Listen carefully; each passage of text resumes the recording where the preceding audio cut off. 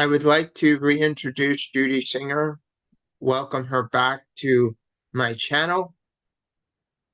This is a part two to the discussion we had before, this time relating to the questions of gender in our world, um, which was particularly interesting because not only is Judy Singer neurodivergent, she also has a background in sociology.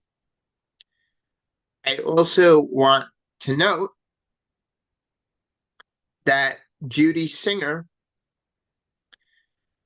mentions, it insinuates in the video,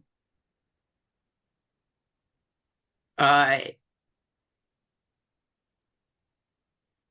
and that I am not necessarily trans. Um, I she's entitled to her opinion. People use different definitions for these things. My channel is a free speech place. I'm very big into free speech, basically a free speech absolutist. And I, I I'm very into free speech, and I would like to give people on my channel the space to say what's on their mind. However, I would like to make clear that I would like to make clear that I have been diagnosed with gender dysphoria so many times, making me in effect, and I have gone through treatment for gender dysphoria, making me in effect a transsexual. Just because I don't define myself by my trans status in the sense that I don't consider my trans status to be my identity. I prefer to go by biology, even though I navigate the world based upon my treatment as a trans person, that I am rooted in biology. Unlike Judy Singer, who's arguing from the perspective of sociology, which I wholeheartedly respect. So, by all means, in the comments below, feel free to discuss these issues. All I ask is that you have an open mind and you keep your disagreements civil. When we last spoke, Mm-hmm. uh, Judy, you wanted to have a discussion about gender Yeah. and Judaism and things of that nature. Yep. So, I agreed to reconvene to have that discussion. So now let's discuss. Mm-hmm. I am a trans woman who also identifies as an Orthodox Jew. I'm in rabbinical school. So however you want to start the discussion, we can discuss the issue of gender however you want. Mm-hmm. Well, I suppose the question that's on the top of my mind is how do you know you're a trans woman?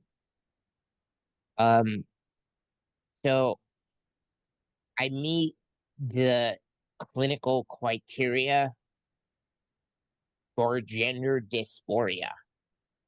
Um, that is a mental illness. Um,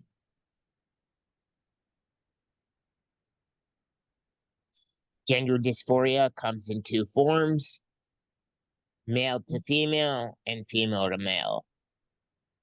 Um, I was born male, so obviously that would make me male to female. Gender dysphoria in the type of gender dysphoria in question. I meet the criteria for it. That means that I have an illness. The question therefore becomes how, um, like any medical condition, the question becomes how exactly do you treat it? You know, like when you receive a diagnosis of anything, uh, 9 times out of 10, you don't just do nothing. The question becomes, what do you do from there? So historically, people who receive the diagnosis of gender dysphoria under the DSM-5 or gender identity disorder under the DSM-4, they typically transition, which would default to them living as the opposite sex. That would make them basically a trans something or other, either a trans man or a trans woman. Historically, we would refer to those people as transsexuals. That would make me, because I was born male, a trans woman or a male to female transsexual. So I would say that based upon clinical reality, that's how I know I'm a trans person. That's how I know I'm a trans woman. Because you fit the clinical criteria. Yeah. And do you know what, I mean, do you know what they obviously know what they are? What are they? Is it Um, complicated? well, that's a good question. I don't know the DSM off the top of my head, but I have a researcher at my disposal. Mm-hmm. Uh, Margot, do you care to bring up the DSM characteristics of gender dysphoria? Yep, I will do that right now.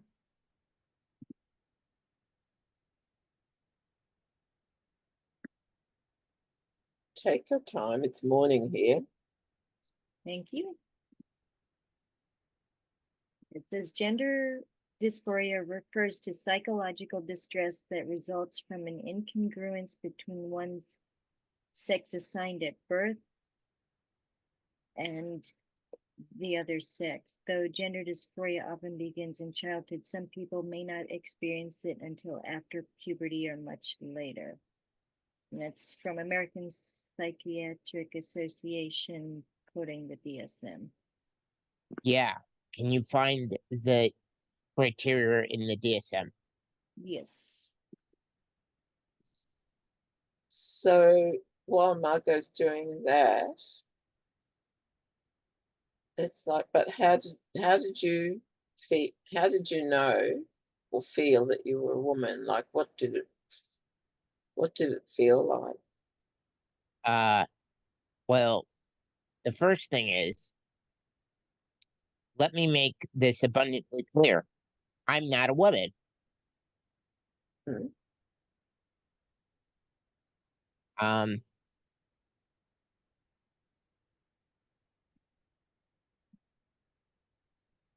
uh, yeah, I'm not a woman because I am not born with uh female biology. Um, I understand that there are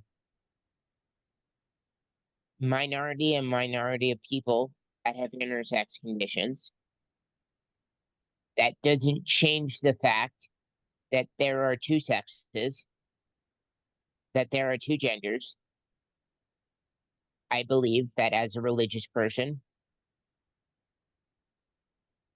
not only does it start with biology, but it starts with the book of Genesis.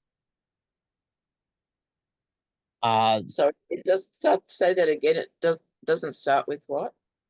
I believe that as a religious person, not only does it start with biology, that it starts with the book of Genesis. And I am not a woman. Mhm. At all. Uh, I live as one, but I am not a woman.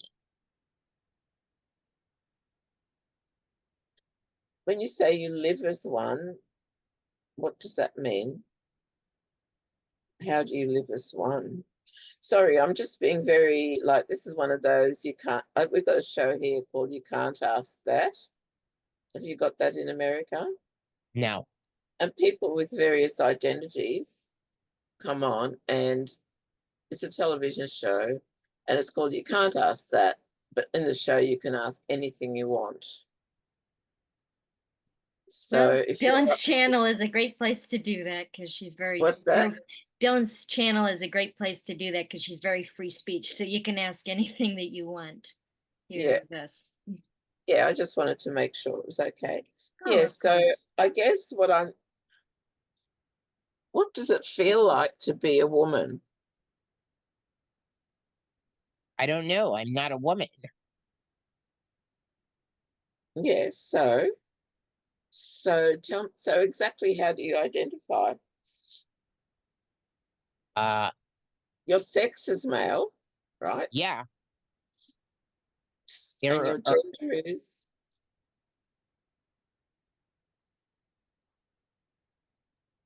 being trans isn't an identity.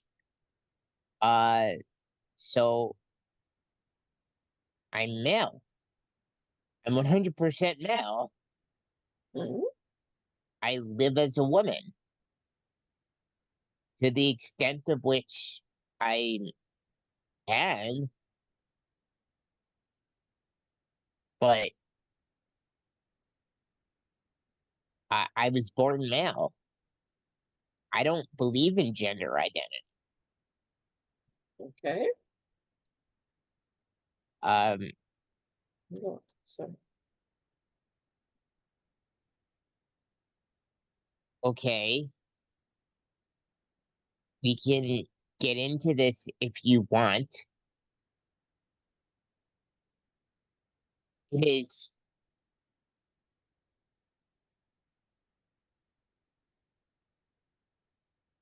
so, yeah, I was born male. Uh,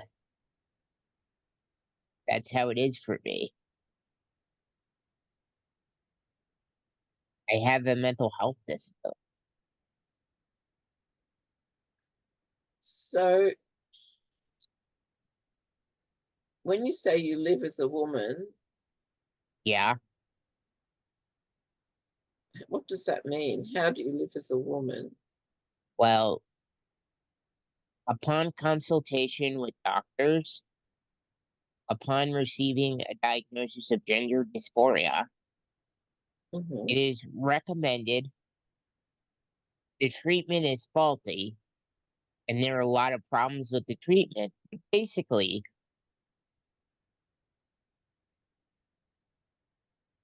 the way you live with gender dysphoria is you go through a process called transition, where you live as the opposite sex to the extent possible. That You what? Sorry, that last you word. you live as the opposite sex to the extent possible. Mm-hmm. It's a difficult thing to live with, granted, but it is, but it is recommended that once a person has gotten said diagnosis of gender dysphoria, that they start taking these steps so that way to accommodate to their gender dysphoria. These steps are social and they're medical. Um, Different people will do it in different ways. Some people might have uh limitations, but basically this is how it's recommended to do it. So living as a woman means that a person will socially transition. These are that this is the cultural side of the treatment, that a person will use a use the pronouns of the sex of which they are transitioning to or living as. Really, they're just living as that sex. So in this case, that means that for somebody who's male to female, that means that they will, people around them will start, based upon their presentation, of course, will start eventually referring to them as she. At least that's the idea. It doesn't always work that way for a variety of reasons. And I don't think it means that the people who don't go along with that idea, it makes them bad people by any means. But that is the idea of it. That is the idea of it nonetheless. Uh, Like the original intent of it too. Now it's right, turned into other things in the United States, but right. yeah. So Sorry, say what the original intent was and what it's turned into. yeah, so the original idea of transitioning would be that you make an attempt to present as the opposite sex, that you would integrate into society as that sex, and then people would refer to you by the pronouns of that sex. And then you would just go on and live your life. You would take on a name associated with that sex. I didn't do that because I was in a unique position, which is that I happened to, my birth name was a gender neutral name, so that wasn't necessary. But generally speaking, that's what most people do. Uh, they take on a new name. Uh, they take on a new name. They present as the opposite sex, and then you have the medical interventions, which are hormones and surgeries. Different places, different countries have different rules for it, but basically, the treatment is you take the hormones for a year or two, and then people usually move on to their respective surgeries. Um, I'm too medically fragile to pursue the surgeries anymore, but that's usually when people think of gender dysphoria, how the treatment works. That's the classic treatment regimen that people tend to go through. Okay. Um, it's very interesting because I'm Hungarian and we don't actually have gender pronouns. We only have one pronoun for humans and one for non-humans. Interesting. Go ahead. Not the only culture, I'm sure. And in our society, in Hungarian society, this is my observation, and I don't know huge amounts.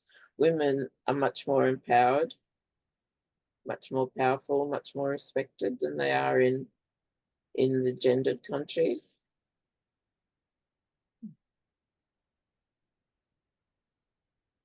So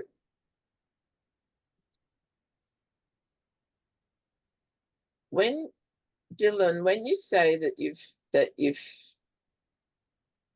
so you say that you don't feel you like a woman. No. Well, then in that case, I mean, I'm just talking to you as an individual with certain, rather than really discussing the wider trans issue of men who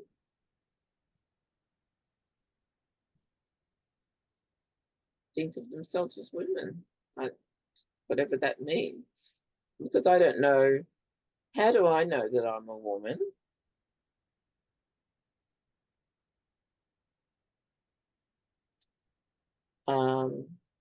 Well, first of all, I've been told I've got a masculine brain. And to me, this is just cultural bullshit, you know? I don't believe in that. And I know that I'm a woman because I look like a woman. I've got the body of a woman. I'm a heterosexual woman, so I'm attracted to men.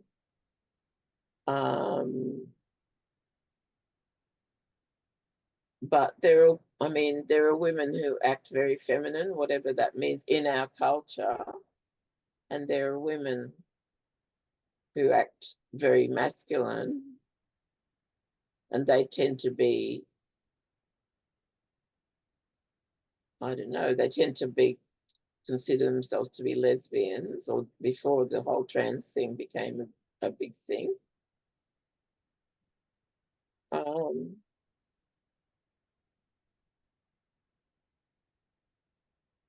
So can't really think of anything else from my point of view.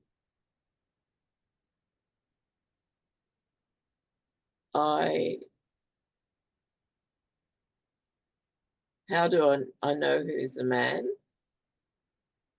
Well, the way they look, and whether I'm attracted to them or whether I'm not attracted to them.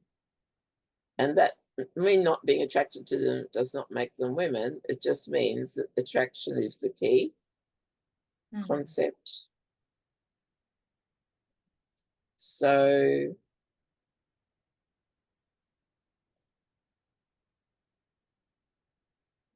yeah, so where do we go now? In my case, I'm bisexual.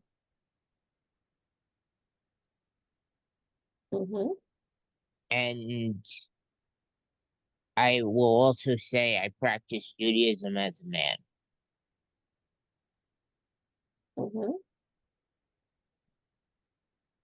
Well, you know that in the Talmud there are 6 to 8 genders. Well, but whether that's what the current situation is, I don't know, but that's what's in the Talmud. Yeah, in the Talmud, it says a lot of different things. I read the entire Talmud with a screen reader when I was in Israel.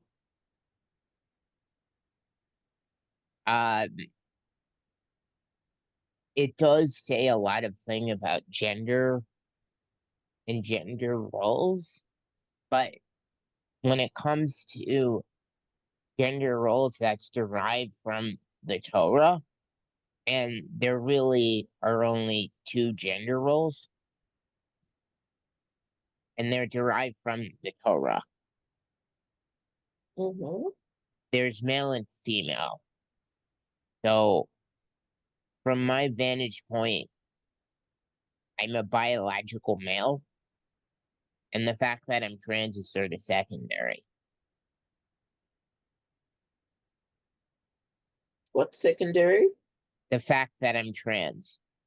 I have Oh, a right. mental illness that has nothing to do with my Jewish practice. There are some exceptions to But that. why? But what is a mental illness anyway? And why do you have a mental illness? Um, so in the case of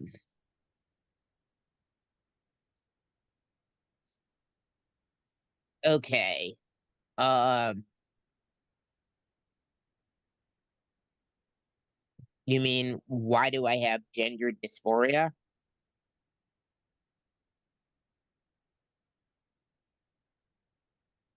Well, no, it's not why you have it. It's why you have that. It's why you have a mental illness. Like, what is a mental illness? Uh, a mental illness is a psychiatric disability.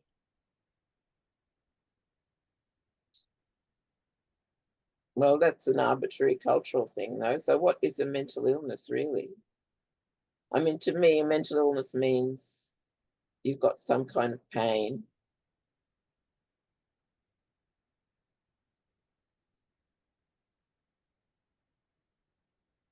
You're depressed or you're anxious, but generally you feel you're suffering.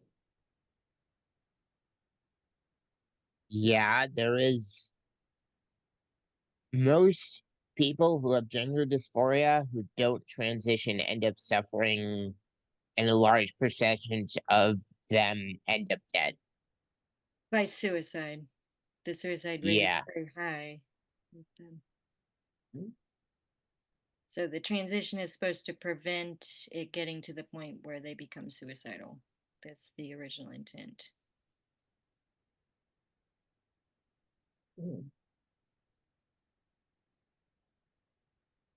Yeah. Mm. Yeah. So now I'm kind of not sure where I'm going, where I'm going, or where we're going. I'm not sure what to ask next.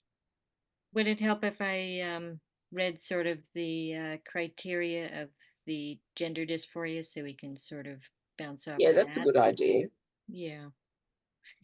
So the description says a marked incongruence between one's experienced sex or gender uh, and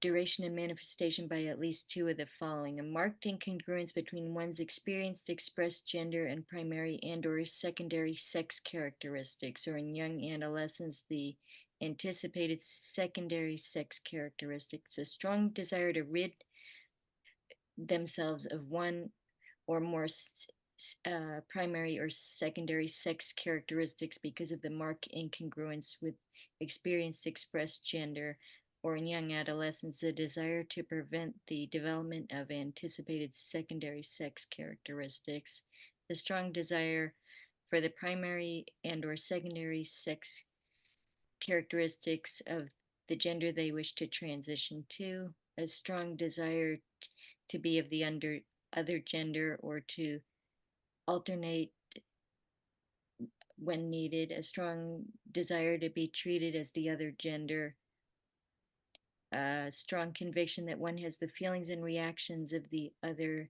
sex or gender. This condition is associated with significant distress or impairment in social, occupational, or other important areas of functioning, especially if the condition exists with a disorder of sex development. The condition is post transitional in that the individual has transitioned full time to living as the desired gender and undergone or is anticipating to have one or more related medical procedures, namely regular sex hormone treatment or gender reassignment surgery confirming the desired gender. And then it lists the type of surgeries that they can have.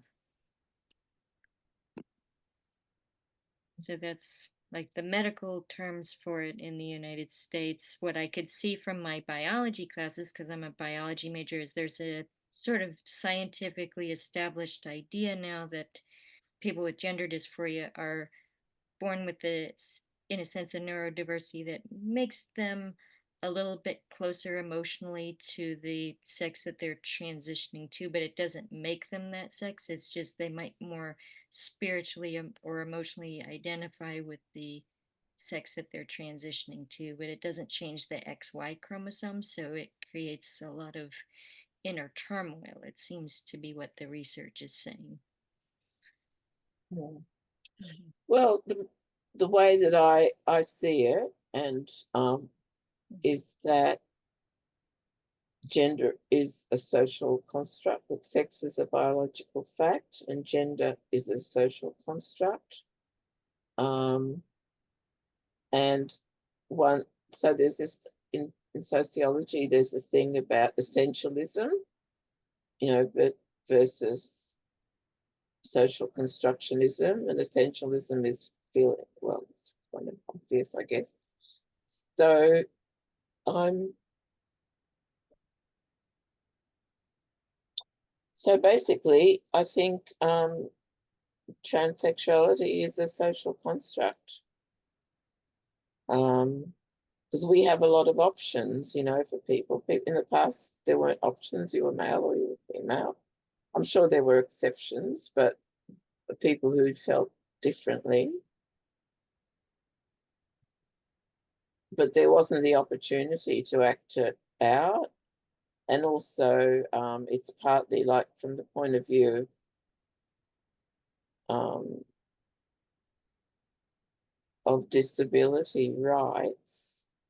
There's the medical model and there's the social model.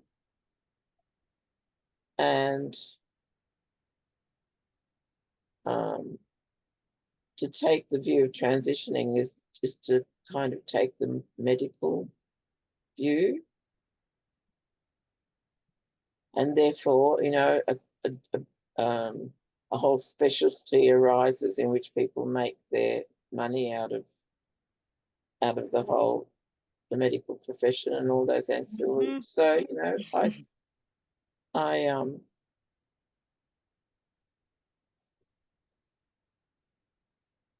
and I think, the conversation I'm having with Dylan is not really identifying as trans, which is the issue that I'm really interested in.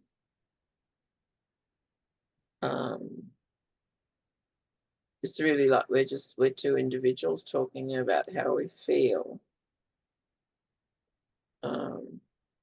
Whereas my issue with trans people in my job is that they've started a witch hunt against me by accusing me of being transphobia, and that's my two main rivals who are trans, and they're weaponizing this as a witch hunt. And in the current society, in the autistic circles that we move in, that's, in the mainstream, I'd probably be seen as a heroine, but in the autism scene, I'm a villain, so For what it's worth, just the way that you've treated Dylan with so much respect in these interviews, you're definitely not transphobic whatsoever, because a real transphobe would not even have discussions with Dylan. So, for all those transphobic accusing people out there, she's not a transphobe. Because if you were, I would have been able to tell very easily. You're not. yeah, but well, the essence of me and that comes down through my Jewish background, my experience as a refugee, my experience as a not attractive woman or young, rather plain girl who was overweight, and all these experiences have added up, and that's why I am who I am and why I came up with neurodiversity, because I don't I'm strong enough not to go along with the mob, the crowd in the culture that says you've got to be this or that. I've never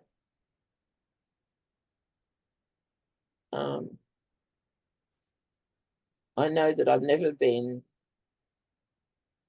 I mean, going right back to my attitude, like back in the 50s when there was so much homophobia, I had none. I didn't even think whether I had any or whether I didn't, but I do have a story that proves something if you're interested. Sure.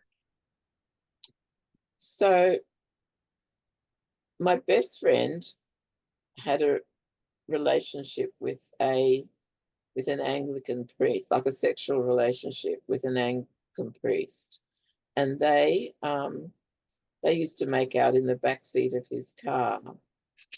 Anyway, so one day she invited him to dinner, and he brought with him a young, very timid, sort of repressed little boy of about, I don't know, 14, 15 maybe. And anyway, my friend, who was highly sexed, took the boy. They had a fair bit to drink. I'm Jewish, so I never get drunk. I mean, I will drink. I'm not a wowser or anything, but I don't get drunk. I don't drink enough. So anyway, my girlfriend, and took the boy into the bedroom. They locked the door. And when we tried to get in, they just, they banged the door and wouldn't.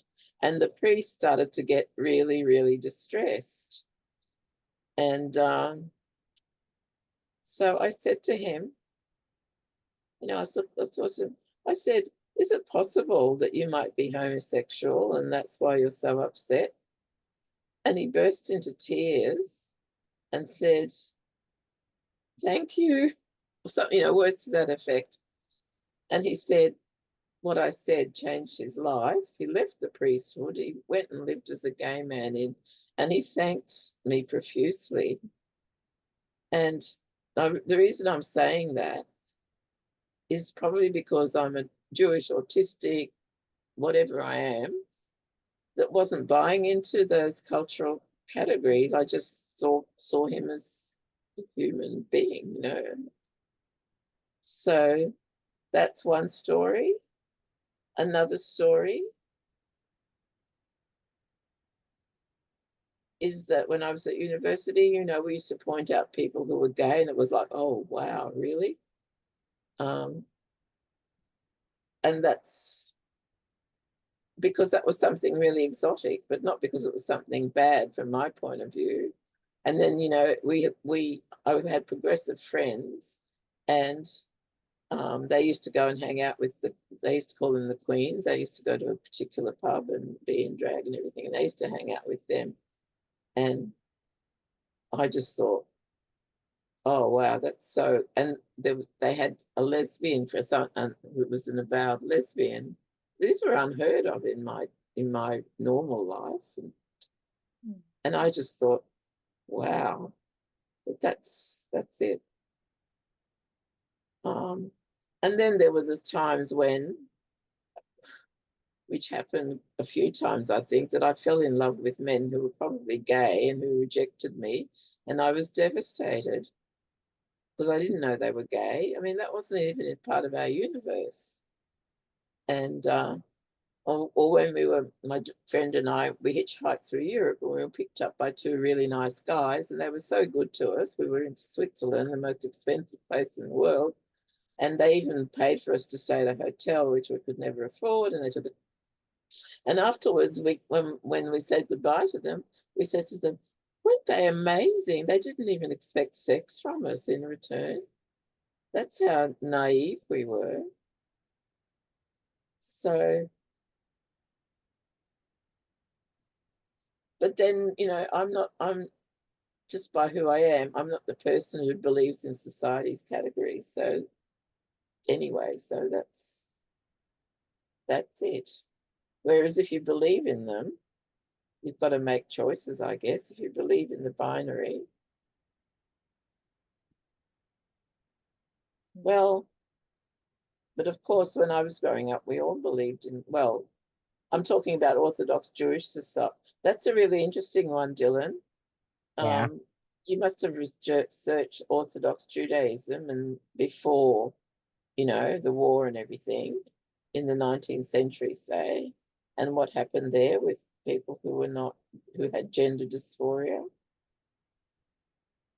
Um, She wrote an essay on what happened to people that were trans in Germany before World War II. We can send you that sometime. I'm thinking Jews, and I'm thinking 19th century, not like Ah, yeah.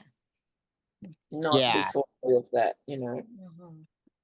Dylan, So do you have any? I don't, but what I can tell you is this. Um, in this, there has always been gay people. There has always been trans people. In the Middle Ages, when uh when Maimonides was writing the Mishnah Torah, he did have a distinction of androgynous. And this comes up in the Talmud as well. Mhm. Um, when they say androgynous, what they mean as a category is they mean intersex and gay. Mm. That's what they're talking about. So, to the extent that those categories exist, um, as a guide of what's supposed to be done halakhically as pertains to Jewish law, I do follow that. So what that means is I do wear tzitzit. It says in the Mishnah Torah for those who are androgynous, they do not. For men that are androgynous, they do not have to say the blessing on the tzitzit. So for that reason, I don't. Yeah, that I'm very well aware of all that. Um, yeah, no, I'm just saying I do know that. But in regards to the 19th century pre-Haskalah, in regards to gay and trans, I don't know. Um, it's only recently where open Orthodox in the United States uh has started to become a small thing, a very, very small thing when it comes to LGBT issues. And some of it I agree with, some of it I don't.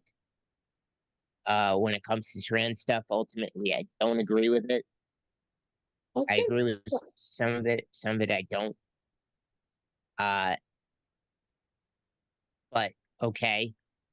Uh, Mostly Orthodox Judaism is opposed to homosexuality.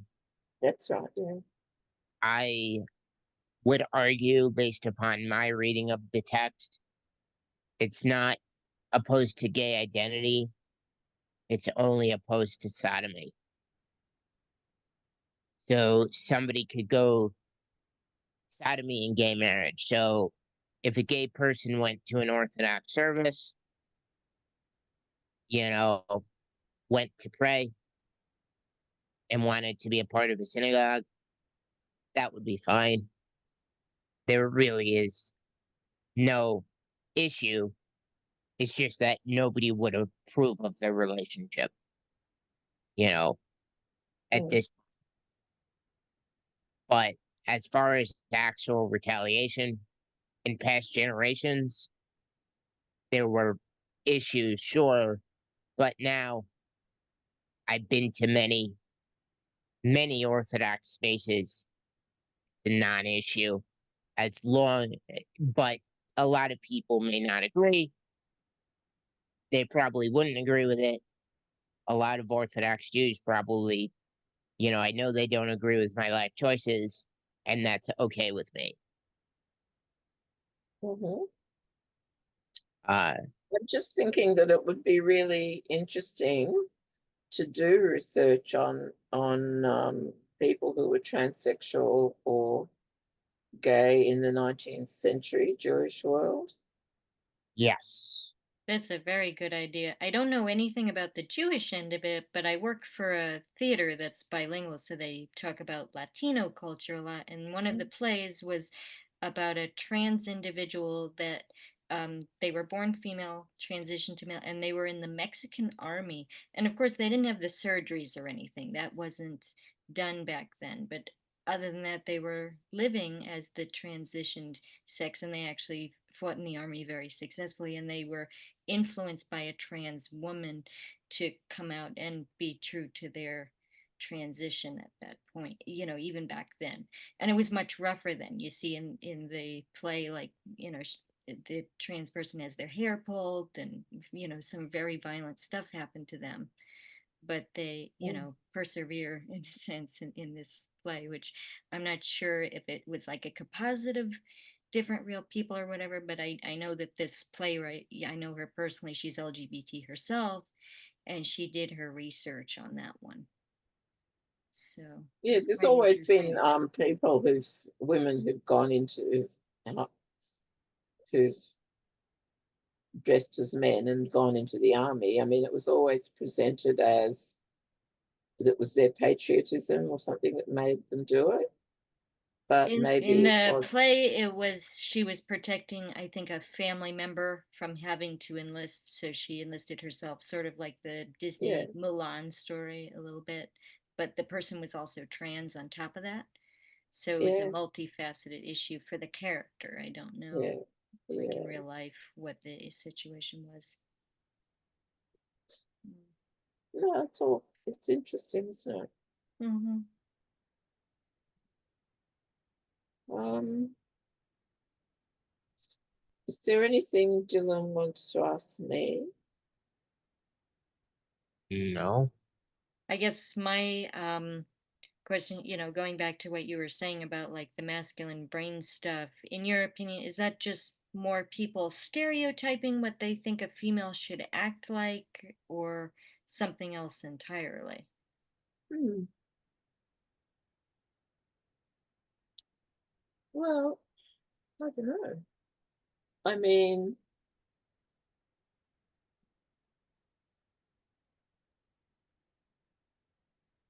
no, I think it's stereotyping. I mean, the fact is that, the whole point of neurodiversity is that no two minds are exactly alike ever Mm-hmm. and cannot be due to experience. Um, I, interesting thinking about, I knew I was intelligent, and how did I know that? I know this is a ridiculous story too, but it's true. I when I was in grade 1, we had our very first spelling test. We had to spell cat and mat and all those sorts of words. And I got 10 out of 10, and I was the only one. And I thought, well, of course I got 10 out of 10 because my grandfather was a great famous rabbi and intellectual. So there you've got the whole, and I think that says a lot, whatever it says. It says, I've just inherited my grandfather's brain. And of course, I'm Jewish. I think I already knew that we were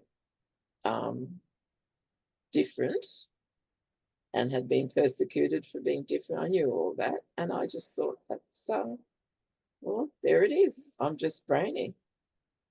And I think that I also did think later that being Jewish and knowing that we're culturally supposed to be intelligent gives us a lot of self-confidence that we fill it out. Whereas I know that my non-Jewish friends, especially in girls, were told they were stupid and they acted stupid. Well, not all of them. You know what I mean? Right. It's just all the cultural expectations and everything.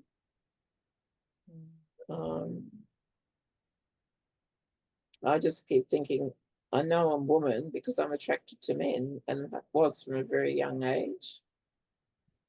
Yeah, me too. I'm straight. I knew pretty early on that I was. Just like, other friends of mine that are gay or whatever, they know usually by about Yeah. age 14 or something, where their butter is, as we say in the United States. Yeah. I'm pretty sure I knew when I was at least 3 or 4 because I can remember, and it's easy to date because that was when I was still in Hungary, and we left when I was 5, and I was constantly falling in love with beautiful boys, and I also knew, this is a sad bit, I knew that they were never going to be for me. I knew that I wasn't an attractive girl. I did become one lately, but I had to buy a long hair wig to do that. So I guess I was transing as a woman as well, as a beautiful woman. Well, it I'm certainly paid trans off because beautiful to woman. me, you're very feminine. Like when you said you have a masculine brain, I'm like, wait, what? She's very feminine. Like what? So, Yeah, I am. I am, I suppose. But my brain isn't in that. Oh, well, there's some really interesting questions coming up, really. yeah. I mean, it's just things like when I'm in conversation with a group of men and they're talking about physics and ignoring me, and I know that I know more than them, and I'm furious. Things I like feel that. yeah. In biology, I totally feel you, because sometimes that happens to me in the class. Like most of my classmates are very smart, but sometimes they go on a tangent and it's like, I've already read about what you're reading about. Just let me get some words in here. So I get that. But on the other hand, I'm in a lot of groups and women, so women complain that men talk over them. Well, women also talk over me. You might not believe it, 1-on-1, but that's about all I can handle. 1-on-3, 1-on-2, or that's it. And in a bigger group, I've been known to walk out crying because I cannot get a word in edgewise. And I know that I know more, you know, like, Can I ask a question about that? yeah. Which do you think that more has to do with you being a woman, or is that more based in ableism, or both? The fact that they talk over you, ignore you, things like that. Well, I don't really know. I mean, I went to talk at a conference. I was invited to America, the Stutterers Conference, and and I raised that question with the leading experts, and I expected them to be really sympathetic, that I could never get into a conversation. And they just said something like, well, it's your fault because you speak too slowly.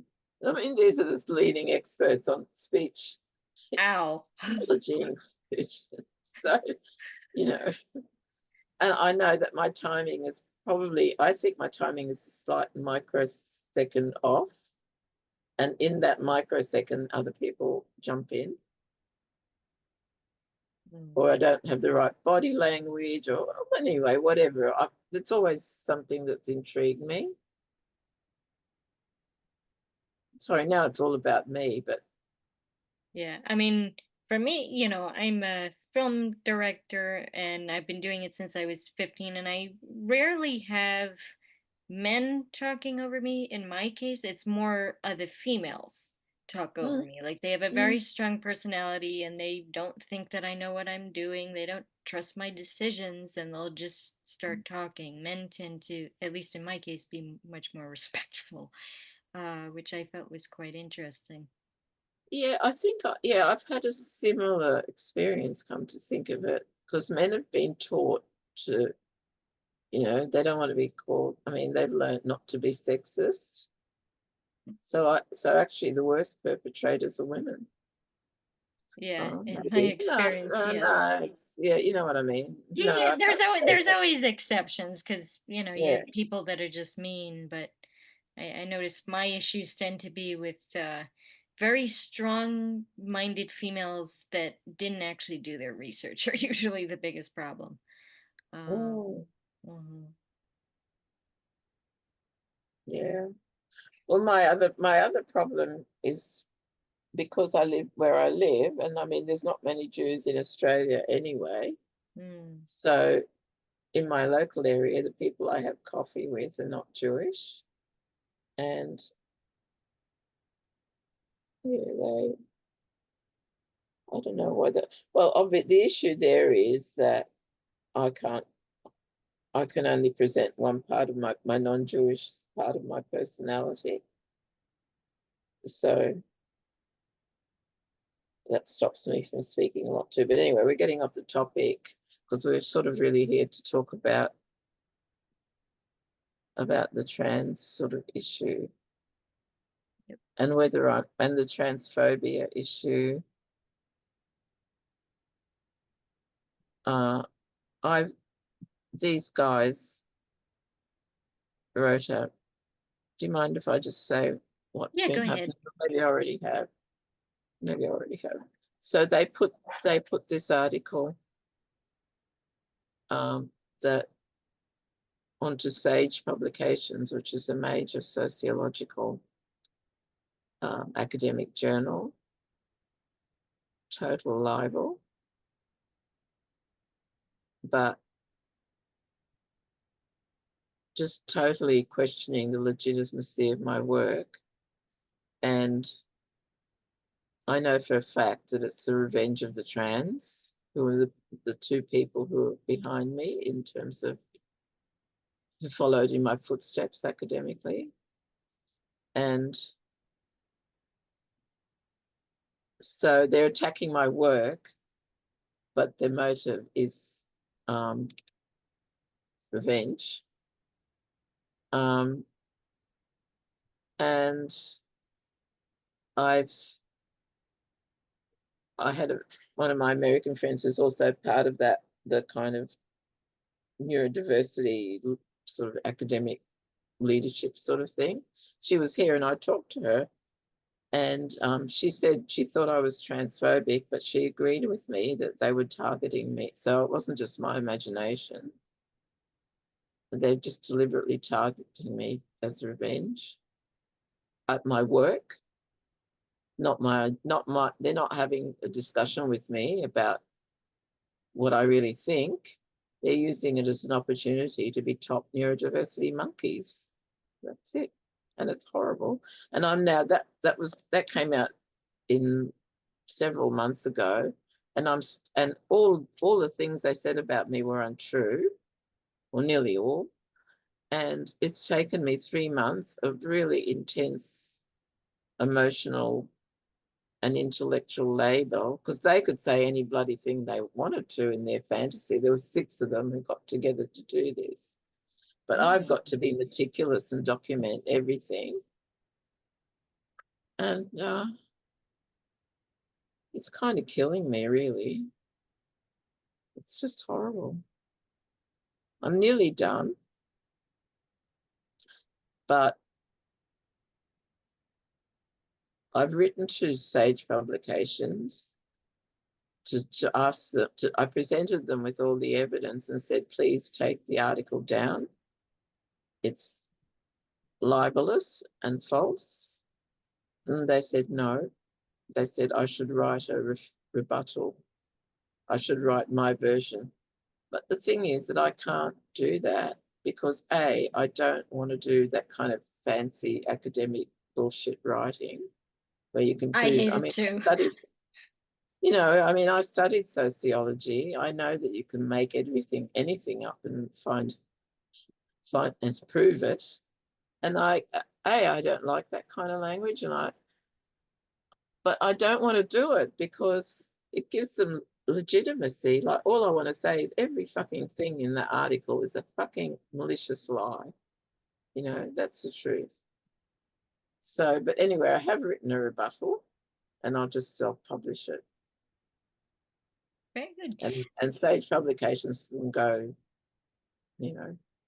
Yeah. Uh, Dylan, you want to tell her what happened to you academically? What's Because that? Dylan got canceled as well. Who? Dylan Dylan, got cancelled. yeah. Yeah, how yeah. did it get cancelled? First of all, you wanted to self-publish. Um, I have a Medium. You want to put it on my Medium? That would be fine with me. Um, Oh, you mean the Medium app, the Medium Yeah, she has an organization? account there. She would let you Oh, yeah, post it there if you want. yeah. um, Uh, that's one thing. Yeah. So, um,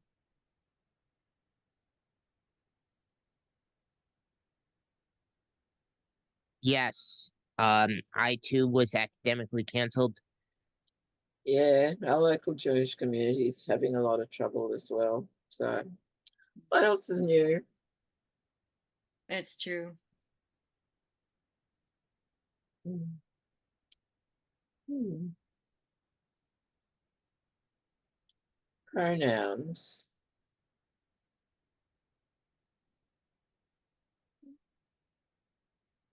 I think, this is, I'm going to run this past you, it's controversial, but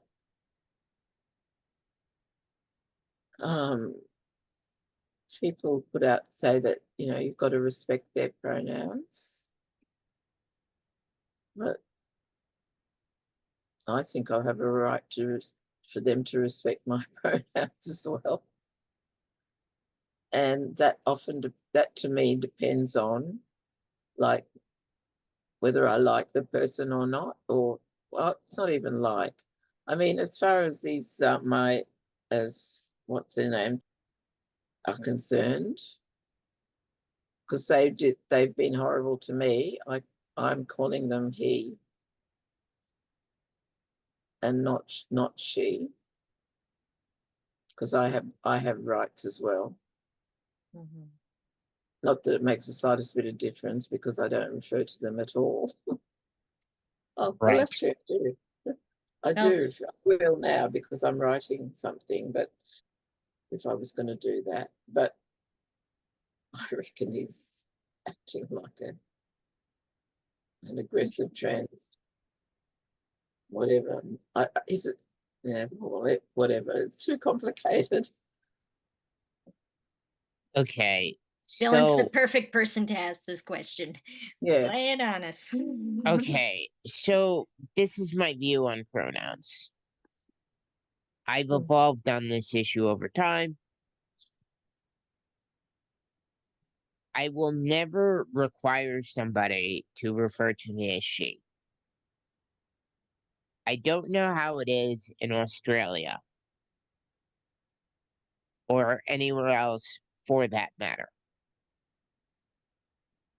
But I can say that in some places in the United States, they have gone as far as if you misgender somebody in the workplace, in places like New York State, you will get a $150,000 fine. What? Yeah. You're joking. Huh? No, No, we're not kidding. uh, in America, we have a Constitution and we have a First Amendment that guarantees freedom of speech, freedom of association, and freedom of religion. Um, that means that, as far as I'm concerned,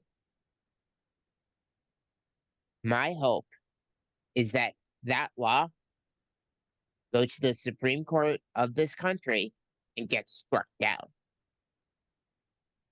because it's unconstitutional. That's what I believe. That's what I believed since I used to be on the left. I'm not on the left anymore, but even when I was on the left and first heard about this law, I believed that it was Say that unconstitutional. again. Go back to where you began about being on the left. I Well, used to I be used on to the be on left. the left. So did I, but things, anthropologically, things change. The left isn't what it used to be when I was Yeah. on the left. Yeah. Exactly. And now there's So, nothing else, like right, there's no right. There's no So, discussion. we called it. Yeah. Pardon? Yeah.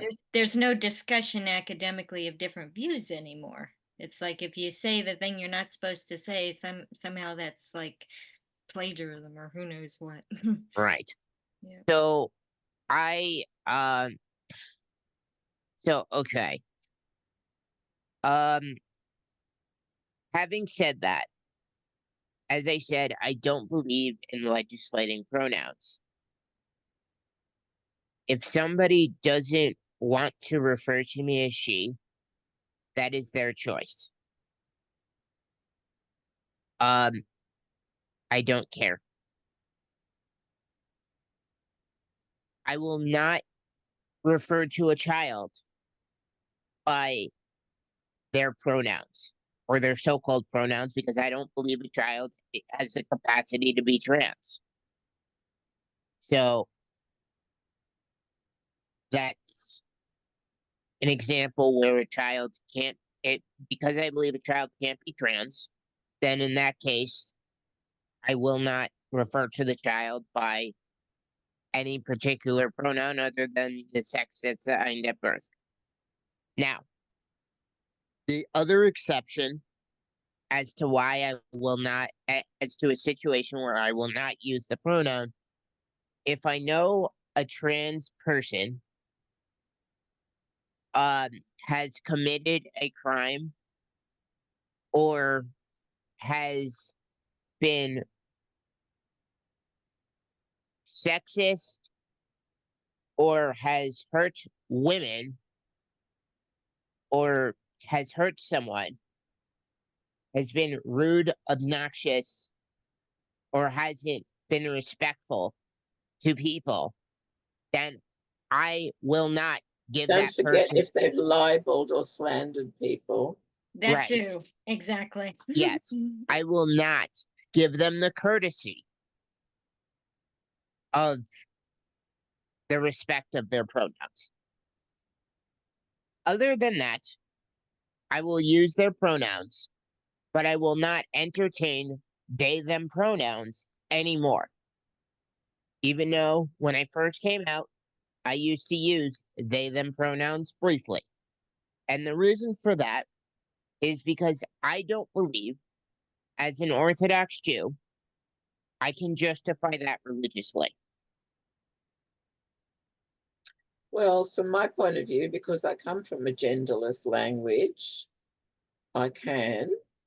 But the thing about it is, and I was writing about rebuttal, and and using they all the time is so confusing because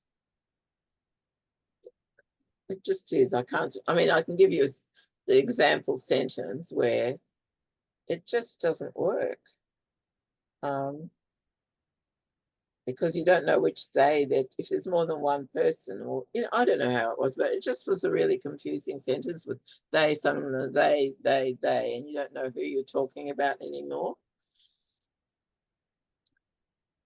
But so anyway, I've just written that in my article, which I haven't published yet, where about pronouns, that I will use them as the person wants, but only if I respect them. Or rather, no, I didn't even say that. If they've disrespected me, I'm not going to do it. Yeah, that's what I wrote, which is what you're saying too. Yeah. Perfectly understandable. And then the issue with the they them pronouns in English, it's like a plural for us in English, but in other languages like Russian, you actually do have a neutral pronoun and neutral nouns because like they have a gendered language, so they made a neutral one for those cases where you don't know the sex of the individual or whatever. But English doesn't do that. There's not really a linguistic way of saying that clearly. So that's Yeah, part of so what the In other words, controversy is. Russian's got a singular version of they as well. Yeah, for Well, Russian, you have feminine nouns, you have masculine nouns, and then you have neutral nouns. And then if you're talking about an individual, if you're not sure, you can switch to the neutral one if you have to. But generally, they use either male or female for the nouns. You know, most languages that are not English, they're gendered languages where, you know, they say like, you know, table or whatever is feminine, but window is masculine, or whatever, you know, like these different things in these different languages where like inanimate objects, in a sense, take on a gender in terms of spelling. They don't actually have a gender in a biological sense. But, you Well, I know, think that instead of French being the international language, if it's going to be European language, it should be Hungarian, because then we don't have any of these problems. that's Because we've only got one interesting. word. It's not he or she, it's her. It's the language. That's a pronoun. Er or erk, which is the plural. There's just Oz, which is anything that's not human, and which is a human. Heaven. Gender heaven. Cool. So in Hebrew, it's also gendered, Mm. and I remember when I was in Israel, people were talking about it in the LGBT community They were because talking about what? they were talking about how Hebrew was gendered. Yeah. Uh, you know, because I spent a lot of time in LGBT spaces in Israel. Uh, which was interesting, to say the least. And in Hebrew, uh, there everything has a gender. The way you talk to somebody is gendered. Everything in Hebrew is gendered. How you talk to somebody is gendered. Uh, you know, how you act something to somebody is gendered. In Hebrew, the two main things to watch out for is whether something is im or ot. Im being the masculine, or ot being the feminine. Mhm. But Yeah. yeah, it's very interesting when it comes to the they them thing. Yeah. It's to the point now in LGBT spaces where if you don't go along with it, if you even misgender somebody once who goes by they, you'll get kicked out of said space. Oh, God. Oh, Lord. You know, I tell you what, I've been writing, I wrote somewhere, and if I published it, but it's just, I have. While we're fighting over pronouns, Russia and China are rubbing their hands together with glee. Right. It's true. That I is mean, true. our culture civilization is tearing itself apart. And I don't like the alternative. Oh yeah, well, in Hungarian we don't have the gender embarrassment, but we've got a different kind of embarrassment that you can get into. And that is that we've got 4 levels of formality. So there's like in French, it's got 2. So we've got how a child addresses an adult, then how an adult addresses another adult that they don't know, and then one where they address an adult who's of very high status. So you've got to know the difference. So I mean, it's quite embarrassing because when I first went to Hungary and I was 29 years old, people talked to me in the familiar, which is what you talk with if you don't know someone who's young. And then I came back several months later, and everybody was addressing me with the more formal. And I thought, oh shit, my face has changed and I'm now old. Like it was quite clear, I was shocked the second time I went back to Hungary several months later to see how much my face, that's how I could tell that my face had changed. That's funny. Was that I like don't know before about- or after you had degrees and did like in Russian, when somebody's like a professor or something, obviously you're very formal with them. Did they do it based on the fact that you had degrees? Or was this, another linguistical thing of just No, formality is based on age Mhm. first and then status. Gotcha. So we've Yeah, got, similar to Russian. so we've got tab, that's familiar. Mogo, that's adult to adult when you don't know what their status is. Earn when they have higher status than you. And another one that's very formal, which I've forgotten what it is now. So, yeah. So there's that kind of transition difficulty, I guess, that I experienced. But if you're living there, I suppose you get to know it, get used to it. But to go there one bit and be a young person and then come back 3 months later and being an old person is a bit of a shock. I'm sure. I mean, 30, that was the transition. I was 29 first and then I was 30 and they could tell by looking at me that I was older.